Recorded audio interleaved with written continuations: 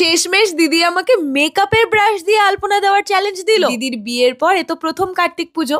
রাত দুপুরে একজোড়া কার্তিক এসে হাজির দিদির দুয়ারে। ব্যাস অমনি ফোন, এই যে কাতুর মিমি, সকাল সকাল আসা চাই কিন্তু। ওমা, আমি তো গেছিলাম নেমন্ত খেতে। কি এখানেও আমায় আলপনার দায়িত্ব দিয়ে দিল দিদি। কাতু নাকি মিমির আলপনা ছাড়া বসবেই না পুজোতে। মানছি সব ঠিক আছে, আমার আলপনা দেওয়ার নেশার মতো। সারাদিন না খেয়ে দে না ঘুমিয়ে আলপনা করে যেতে পারি, কিন্তু তুলি টুলি কিছু দে, দাঁড়া আমার কাছে সব আছে বলেই দিদি ঘরে দৌড়লো। আমি মনে মনে ভাবছি দিদির ঘরে আঁকার তুলি আছে, এটা কি করে সম্ভব? আবার ভাবছি লক্ষ্মী পুজোয় আলপনা দেবে বলে এনেছিল হয়তো। ও বাবা, নিজের মেকআপের একখানা ব্রাশ এনে বলে এই নে, দে দে আলপনা দে। আমার আর কিছু বলার নেই, আমি ওর মুখ পারে তাকিয়ে আছি শুধু। দিদির সব কিছুতে বক্তব্য, হ্যাঁ তুই পারবি, তুই সব পেরে যাবি, তুই পারবি না এমন এই দুনিয়ায় কিচ্ছু নেই, সব পারবি, আমি জানি তুই পারবি। এই সব বলে আচ্ছা করে পাম দিয়ে সব কাজে আমায় ঠেলে গাছে তুলে দেয়। না, গাছে তুলে মই কেড়ে নেয় না কখনো। বড় দিদিরা বোধহয় এমনই হয়, এক অদৃশ্য সাপোর্ট সিস্টেম। তুমি যতই নিজেকে ডাউট করো না কেন, দিদি